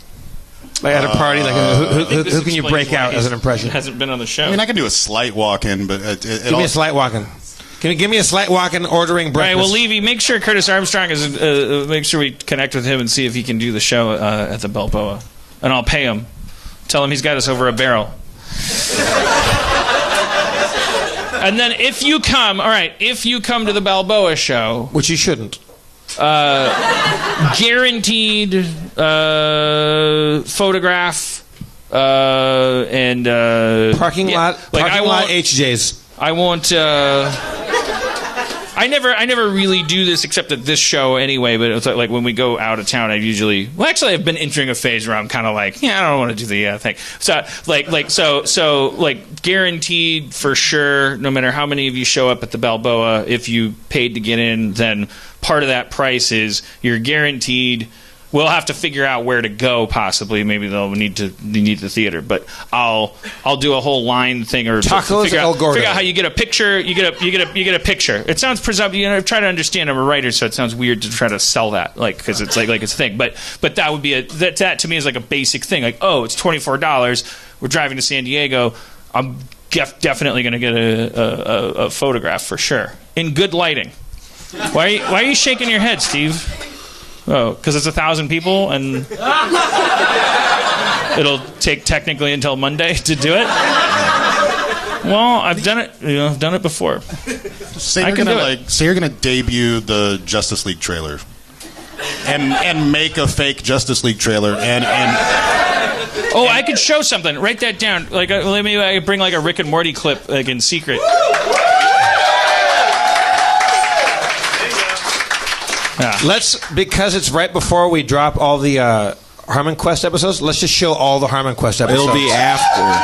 Even though CISO's not coming to that, and they have no part of it. Comic-Con's after we drop Harmon Quest. Speaking of which, we just wrapped Harmon Quest. Yeah. 11 days. 11 days until you got to get CISO. All right, if you come to the Balboa Theater on July 22nd, I will be there on stage. Do you think they have like airplay capability? Do you think we could get them to do like a projection thing? All right. No, we can. We'll look into this. No, we'll do that. I will. I'll write. A special Comic-Con episode of Rick and Morty. Live. No, it should be more. I was like, I'll write the Community movie, or like the first act of it. Right. I'll get as much through it as I can while you watch. I'll start you'll just see the final drafts up on the screen. Yeah, fade in, and I'll start writing the Community movie until the show starts. Yeah. And I will. Yeah. I like that. And then prizes. And then there'll be prizes, and Spencer's going to dress as Poison Ivy. Savannah's going to be there, doing a Cirque du Soleil thing. She'll do her aerial ribbon act. It's amazing. You have to see it. All All right. Well, thanks to our PR department, Savannah. Zach and Savannah, everybody. All right. Thank you. Thank you. Thank you. Thank you. What a great generation, Jeff. Thank you, Zach. You know, they say these millennials that they're pieces of shit. I don't see it. But you fundamentally disagree with that. Yeah, I do. I see hope in them. What do you think separates the millennials from our generation? I think they're more dishonest about how racist they are. They've found new ways to tap dance around it. They're the Baryshnikovs of actual racism.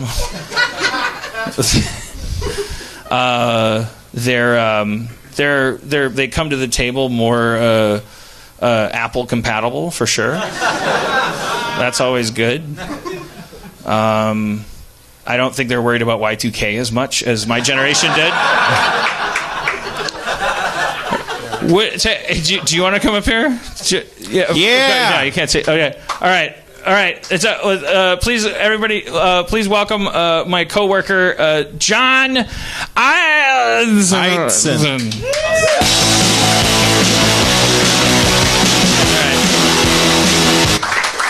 Is it just Eidson? It's Edson, actually. Where's the I? It's silent. Yeah. All right, your last name is Eidson. Mm-hmm. Where's your buddy?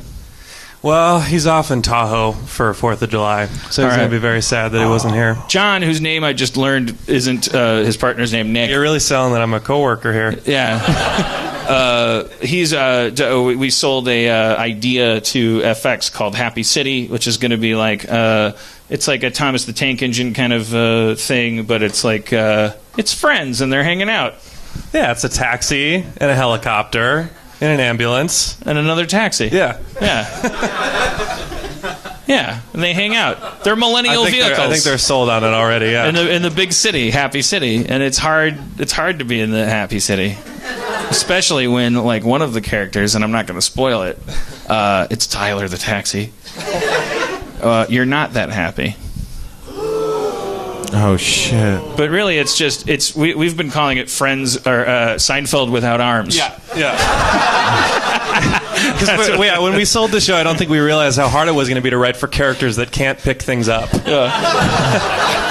wouldn't believe how many fucking conversations we had. Like that is that's the thing. Like people don't understand. Like tonality in television is like this totally fractal, continuum-based thing. Like there is no like is it going to be like funny like Chappelle show? Is there going to be funny like Larry Sanders? It's like no, it's like you there's questions that you don't know that you don't have the answers to until you ask them. Like for instance on Rick and Morty, the whole big decision we had to make when we were writing the pilot for Rick and Morty, Justin and I, we had to have like a 3-hour conversation, and the end of it all was just saying, look, I don't know how to define the rules of the universe, but we're just going to say if a kid comes through a portal into his high school cafeteria, it doesn't change his social status within the high school.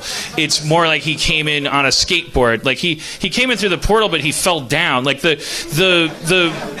cute girl that he has a crush on says, "Did you just come through a portal? Like, did you just do that?" But she doesn't mean like, "Is there a God?" Like and are you the Messiah? And does this change everything? It's not even like pulling up in a Ferrari in the 80s. It's like it's just like so you make these decisions. So we had to make the decision that these are cars and helicopters and fire trucks and shit, and everything's alive, but they have to have apartments, and but the apartments also have to have personalities. Yeah. So yeah, if you come to this show with questions about internal logic, you're purposely fucked. Yeah, leave your logic at the door. Yeah, but Donnie the door. Like are other things than humans and vehicles alive? Like yeah, the whole city is alive. It's kind of there's people. Yeah, but we kind of see the people like flies, like horses see flies and just kind of brushing them off. Yeah, so like taxis like take them and dump them off, or like but if your friend's an ambulance and then he's like, hey, Tyler, you want some people? Yeah, I do. That's my job. And then, like, he pulls up and, like, throws some people from the ambulance into the taxi. But then your boss will yell at you about that later because you're not supposed to do that. Like, an ambulance is supposed to take the people to the hospital. You're not supposed to, just because you're a taxi, take people out of an ambulance. And the hospital also being a character. Do the cars, let's say it's just two cars hanging out, like the best friends, do they go out to a restaurant and sit at a car restaurant? Yes. But it's not a car restaurant. It's just a restaurant. They're not drinking motor oil. They're eating pancakes and floating drinks to their faces. How are they seated? Like, are they seated like they just pull up to the table. Okay. but then if there's like we had a long time because like if somebody's talking and it's like clear, like if there's a subplot about like, well, I think that person might be gay, but they're not admitting it yet, and then these two people have been talking about it, but this person says something that this car and the helicopter's like saying something, but then you pan over to the other taxi and they don't have arms, so there's just a knife and fork floating in front of them, but their eyes are going. All right, which is a universal language. Yeah, it's like, but they don't have arms, so it's just a knife and fork floating. But they're going. Ew. So when you somebody's say cars gay. have apartments, is there like a shot of a car just laying in bed, like wondering what he's doing with his life? If he's sick, if a car is sick, is he in bed? We haven't. I guess so. I feel like we're gonna have to get back to you on that one. Because the alternative would be that he's at Jiffy Lube, and it's dumb. Yeah. Like once you start Yankovicing it, you're fucked. Yeah, Like, initially we pictured them going into houses or apartments and then going to their rooms, and then they have a little garage inside of their room that they go into, which became a little too cute, I think. Yeah. So now... I was saying for a while, well, when they hang out, they should just be at an intersection.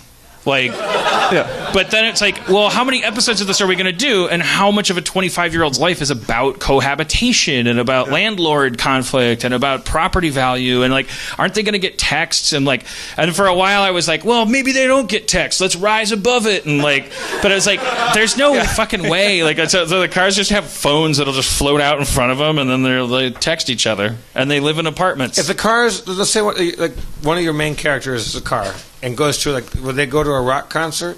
And if they go to the rock concert, would it all just be cars? Would there be people there too, or just cars? There would be people, like if you squint or freeze frame, there will be people climbing all over the place. Because like there is a plane of the universe where this show is actually about the people who don't understand why their cars are doing all this. But we had a long time where I was saying, oh, you have to hold it up to both realities, where every episode, if you watch every frame, everything makes sense in some weird way that like the way that we're controlled by brain chemicals. So I was like, why did that guy take a hatchet to his family? Well, like because he's schizophrenic, but also had a little bit, just a touch of Asperger's, and then it was Tuesday, and so, but the truth is like some forensic files. There's just like it's like how much what is the difference between free will and destiny? And we don't really know. We just feel like we're making these choices. So why wouldn't these cars just feel like they're having these stories where they're like, "Fuck you, buddy," and then they drive away? But in reality, on the people's side, if you look at it, you can see two tiny people that are like mad at each other as well, and like, but I think we let that go. Yeah, now it's just cars who go to a rock concert. Yeah, probably. And there's people like just climbing all over the place. Maybe we'll have the Easter egg of what the people are doing, but ultimately, I think it's kind of that maybe the Team America thing of how do the cars play basketball. Let's figure it out. And how we haven't made it yet, so that's going to be the next step. So the cars are playing basketball. What is the diameter of the basketball? Who made the basketball? These are like, no, it's just a car. It's proportionate to the car. So like, oh, if a person got out of that car, that'd be a giant basketball. No, it's a basketball for the cars. It's dribbling next to them. They have no arm. Deal with it. And the way we're dealing with it is we're going to have a live action mayor. I think we should put out the call right now. We'd like it to be Michael Shannon, actor Michael Shannon. If anyone knows him.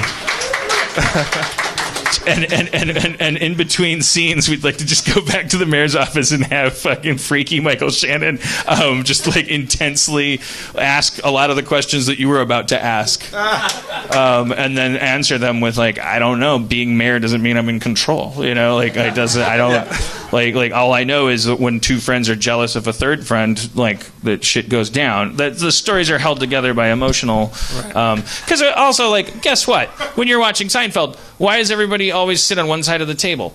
I mean, because you can't turn your back to the camera. It's just as unnatural as if everyone was cars.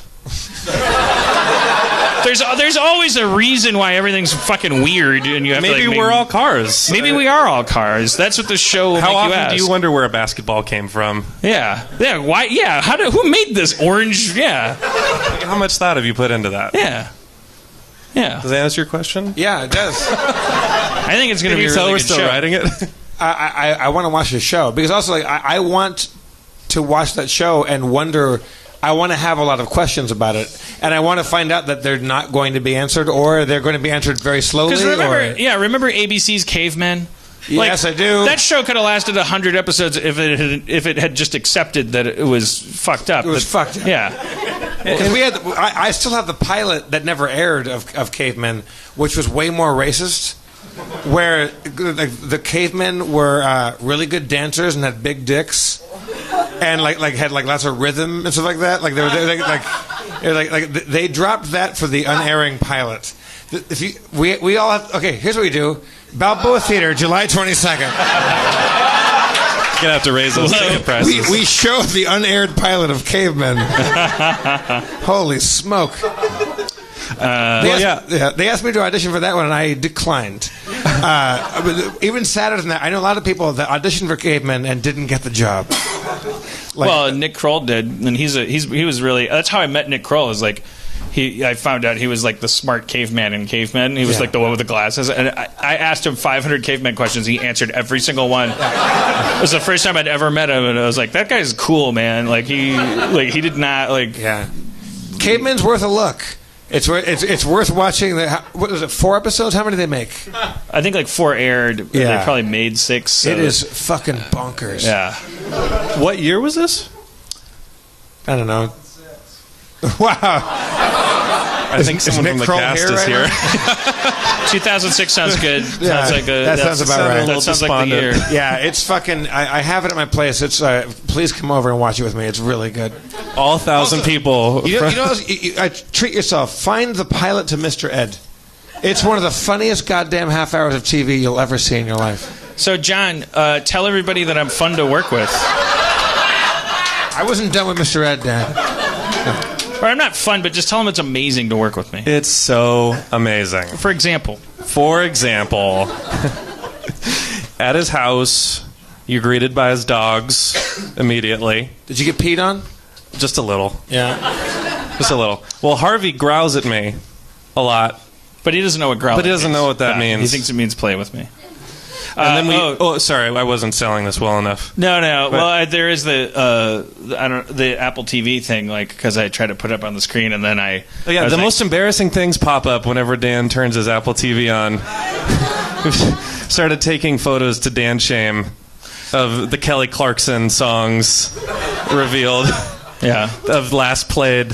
Yeah. On the Apple TV. That's fun. We have a good laugh about that. Yeah. Hey, you're like, well, welcome, guys. All right, let's open a laptop. Apple TV's not working, and they'll be bitching about it for a while, like swearing and going like, fucking technology. Fuck. He's got a fish tank that he's still learning how to work. The screen comes up, and it says Kelly Clarkson, whatever makes you stronger, whatever the fuck it is. And it's like, as Nick pointed out, the progress indicator is 5 seconds before the end of the song.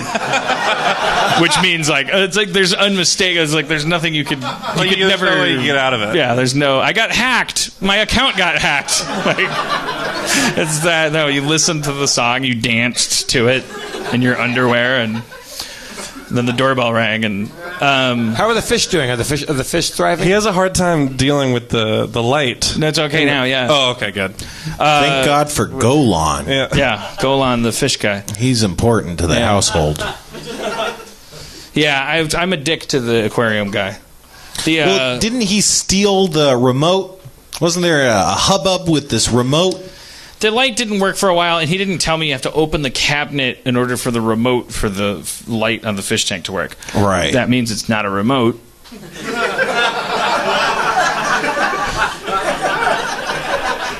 It's a detachable button pad.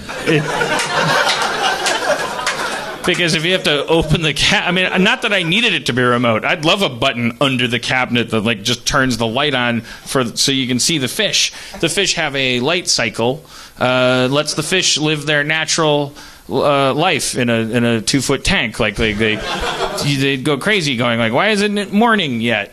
Why is it nighttime?" And so it goes around a cycle. But like the only time people are going to come over to my place and see the fish is there in their nighttime. So it's a black tank. So I just want to hit a button and go, "There's the fish. Look, there's a prawn." So I went back and forth with this guy, and I'm a huge dick. I read one of my texts when I was going through the divorce. I did this whole. It was like on a you were like quoting Edward Albee, and while you were there, I said this was the most obnoxious. I said because it was like the 5th time I asked about the remote not working for the light, and then I tagged it with a generic. If you ever want to just like be a dick that seems intellectual, I said I feel like I'm in an Edward Albee play. Which one? Who's turning the tank on? And then he was like, "No," and he called me and he's like, "Just gonna open the door." It's not a good way to end the show. So it sounds like a lot of people are gonna watch on FX when we have our Happy City show. After they pick it up, after we turn in the script. No, we got some work to do. Sorry, I keep pushing the meetings where I have to do That's okay. pass on the script. We'll find something out. But John, what's your least favorite thing about working with Dan? What's the downside to working with Dan Harmon? His unavailability. Oh, because you want more of me. Yeah. Wait. That makes sense. No, that's scarcity. I'm going to stick with that. Yeah. Now, you're a busy man. Mm-hmm. Very hard worker. Yeah. You guys are all lucky to be getting his time right now. Is that great? I fight you for it sometimes, I think. That's true. It's not a joke. You guys are delightful, by the way. I like these guys. Like they were YouTubers. Consummate good sports. These guys. Like they haven't. I so believe you. They haven't been in the TV true. world yet. So I'm like indoctrinating them into like, no, you just got to write a shitty script. It's like terrifying for you guys, but you guys are like fucking churning shit out. You're like, we did what you said. We don't like. You guys are doing shit that does not feel good for you to do because I asked you to do it, and you're getting punished for it. That's great. No. Well, I mean, to be honest, I mean, it's been awesome. I mean, we just got the absolute luck of getting to pitch Dan this idea that you liked enough to take out with us, and we've been learning so much from you. It's been awesome. And we watched Community from the beginning. We've watched all your stuff, so to be learning. If he's abusing you, just like blink twice.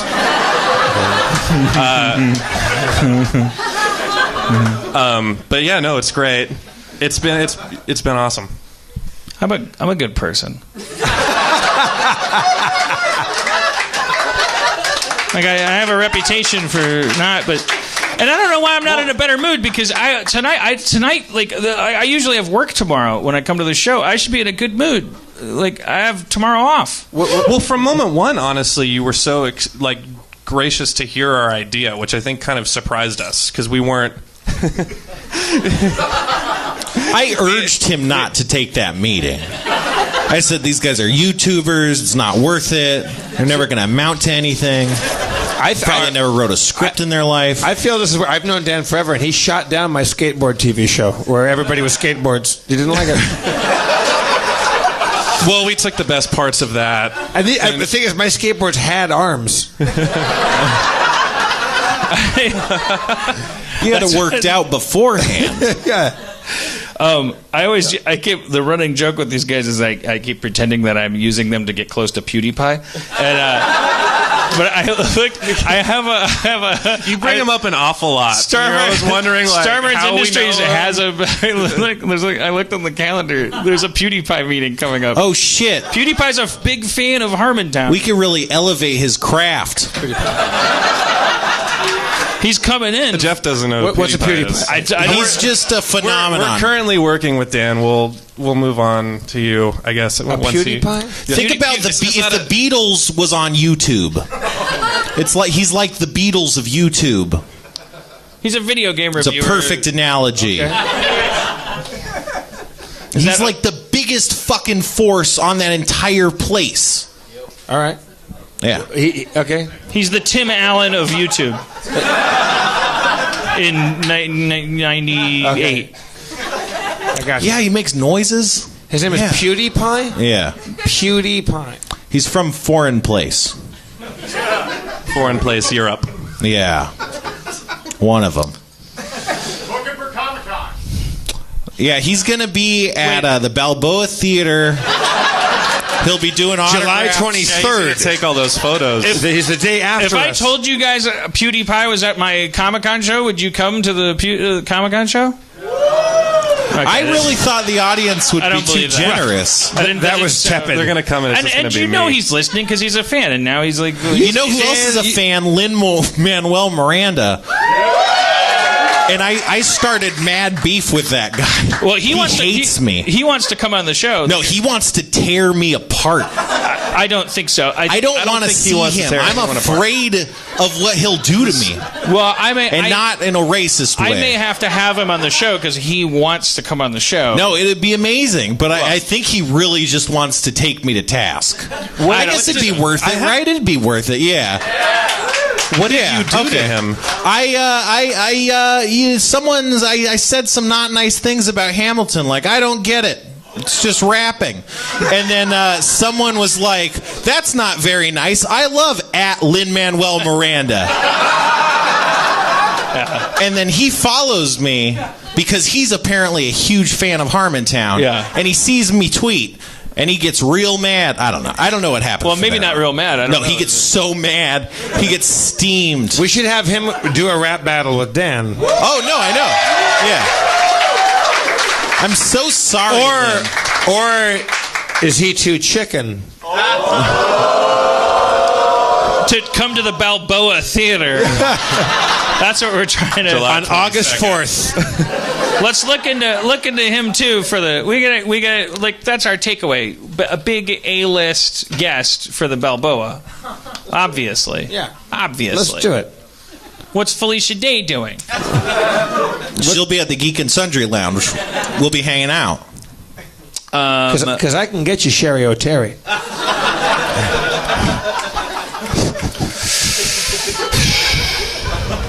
Well, what have we learned tonight?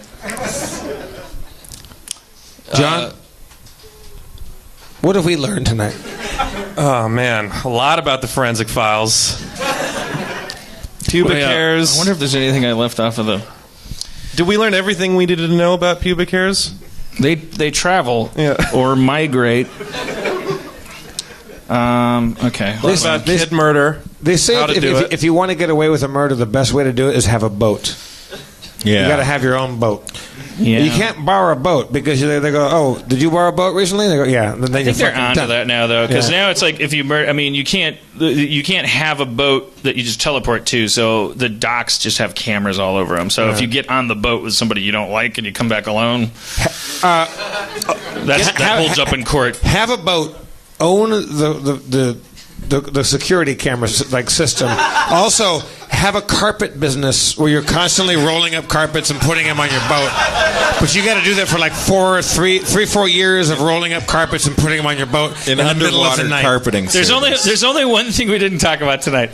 And I was talking about selfie sticks and I was asking questions about them and how they worked. And then it came around to we'll skip a couple steps because it came around to I started looking it up and I saw that museums were banning selfie sticks in Europe. And I was like, yeah, do you really want to be on the side of that snobbery? Aren't American tourists like what? We're always going to be obnoxious. Like who knows? Like who do you side with in that Mothra versus Gamera fight? You know, but and then Jeff was saying like I wouldn't allow selfie sticks at my museum, but and I was like I know one reason why you shouldn't is because you could use them in like an elaborate like crown. What do you call it? Affair. Like your selfie stick could easily. Yeah, take it easy. I was testing it. Obviously, it's a heist tool. You could disguise a selfie stick. You know, you could use a selfie stick to do a lot of Hudson Hawk, like painting grabbing, without question. And then Jeff brought up this thing where he said, like, if I had a museum I would invite people. I would say I would not allow selfie sticks, but I would, just to make it clear that it wasn't about that, I would say, go ahead, rob my museum. And so then it started me thinking, so here's my pitch. I challenged them. I was like, let's show me what you got. I dare you to try to get away with robbing my museum. Right? So here's my museum pitch. This is how you make a profitable museum. So you know how every museum has like a gift shop with like keychains and like Chinese finger traps and like fans and like lunchboxes. You know, like at the Getty, you go there, you get a Chinese finger trap. On the way out. So you take that shit, you put it on display in your museum. You fill the gift shop with incredibly expensive heist items. Oh, welcome to my teddy bear keychain museum. By the way, we encourage you to rob it while you're here. Can we interest you in a $5,000 can of laser spray? The spray you use to reveal where the lasers are? Would you like some night vision goggles for $48,000? Shouldn't the art there be expensive? Or are you saying they use that laser spray? No, the art there is people are constantly fucking stealing shit. They're dangling down on wire you sold them for $50,000 a foot, snatching your teddy bear that cost $3 to replace. I'm a genius. Wouldn't they take your expensive heist items and go to a museum that had expensive art? No, they wouldn't. Well, they have to buy them. What this place is he wants to turn a profit. All right. Wait, so you just have an expensive outlet for heist items. Yes, and by the way, this isn't for real burglars. I mean, they buy their shit wholesale from different people, and they rob real museums. This is a way for America, for the tourist to feel the joy of, I want to be a burglar. And like our museum boasts like, you steal what you want, you know, and then they go like, oh shit, and they buy like these spandex outfits, and they just like they walk out of there broke, and then they rob you for like a keychain. It's the carnival principle. It seems like a bad business model. All right, I'll keep making fucking Thomas the Tank Engine spoofs. I don't know what's going to get me rich faster. Yeah. All right. Well, make friends with PewDiePie, maybe. PewDiePie. We got to end the show. Yeah. Okay. All right. What you got, Dan? A song about PewDiePie.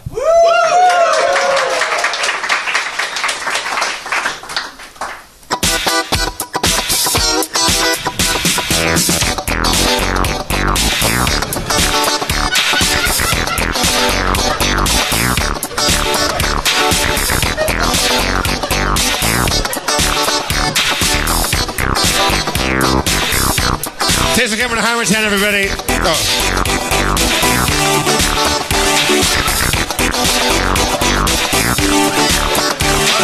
Day turns into week. Cheat. Put your buddy in the bucket. Put your buddy down the chute. Days. Oh shit! This is the bridge. Okay. All right, start it over. All right. Okay. All right. Wipe your head. Wipe your head. These are the song lyrics to my song. Doop doop dop dop doop doop doop doop doop doop. When a song has lyrics, they go like this: chip chip chop chop chip chip chip chip chip chippity chop. Everybody wants a song to be better than it is, but you never know which one you'll get. Everybody needs a song to be good, but you might as well go eat a brick or a piece of wood. Everybody needs music to be good, but if you're listening, who's making music good? Take those those earbuds out, grab a microphone, because the people making music are untalented and alone. Thank you for coming to Harmontown, everybody. Let's hear for John Edison. Savannah, Zach, Luke for bringing me booze, Spencer Clinton, and I'm Jeff Davis. Your mayor, Dan Harmon.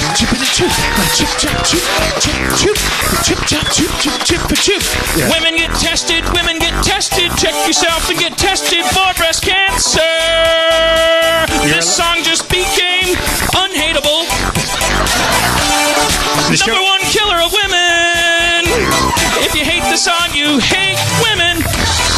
Men need to check themselves as well. Now this song just leveled up. Now you hate people if you hate this song. Check your balls, check your boobies. Cancer's gonna kill you if you don't like this song.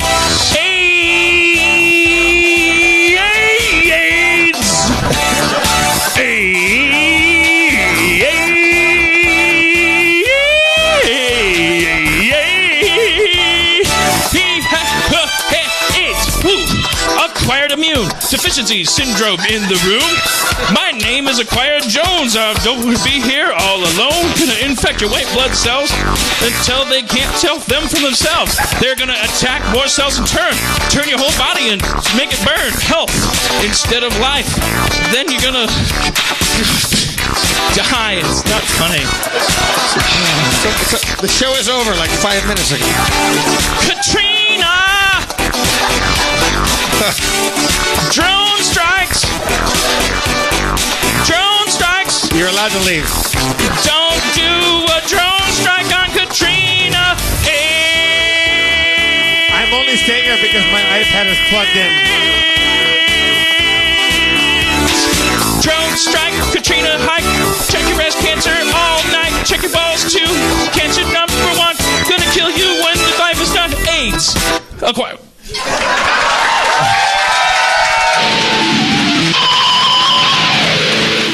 Did you get any of that? It's a good show.